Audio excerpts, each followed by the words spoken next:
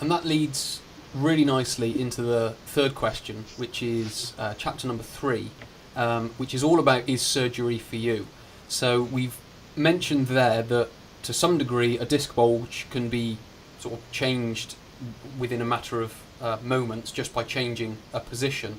So on that note, what should people be considering before they start to sort of go down the road of surgery? Who should maybe they be talking to, and what are maybe some questions they need to be asking themselves in order to sort of maintain health before going, I guess, under the knife, as it were?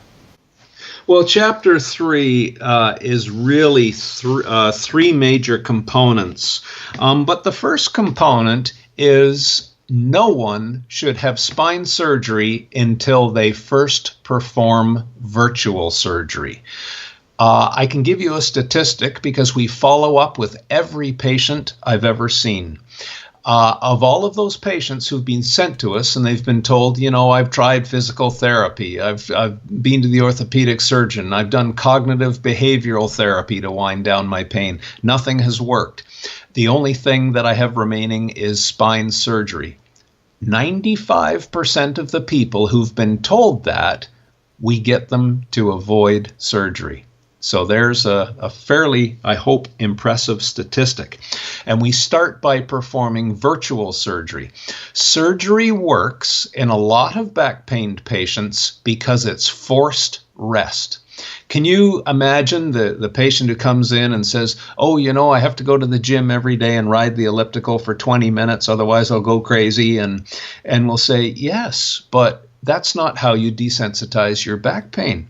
And if you think surgery is going to work, here's what I suggest for you.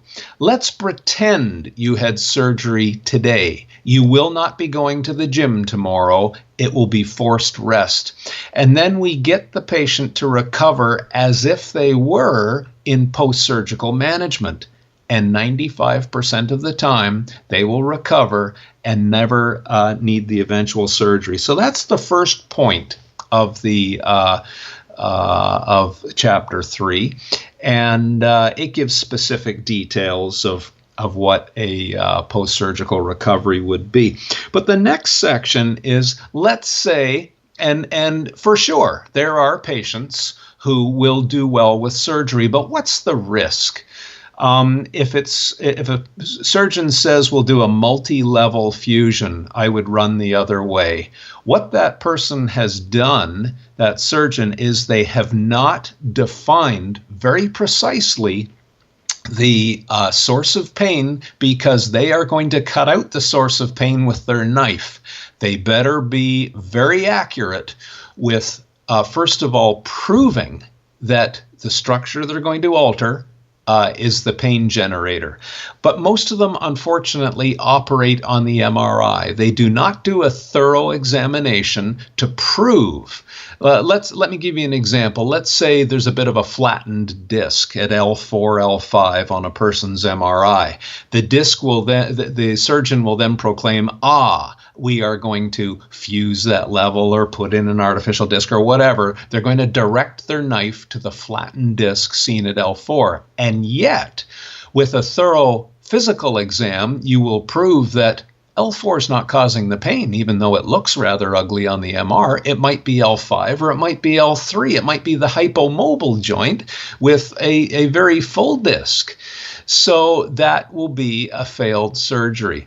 So never, ever agree to spine surgery until the surgeon has proven both to themselves and to the patient what the pain trigger is. And if they cannot do that, then I would run, once again, the other way. I would be very wary of multi-level procedures. But let's take a patient who has very heavy radiating symptoms. They're unrelenting. They cannot find a motion, posture, or load that gives them relief.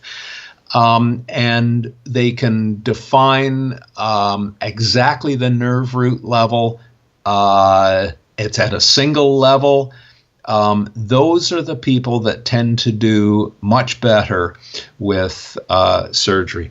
Anyway, there's a little bit of an overview, but the book chapter will guide you through the various steps to make sure that you're mitigating the risk and taking full advantage of that 95% statistic that most people can avoid surgery.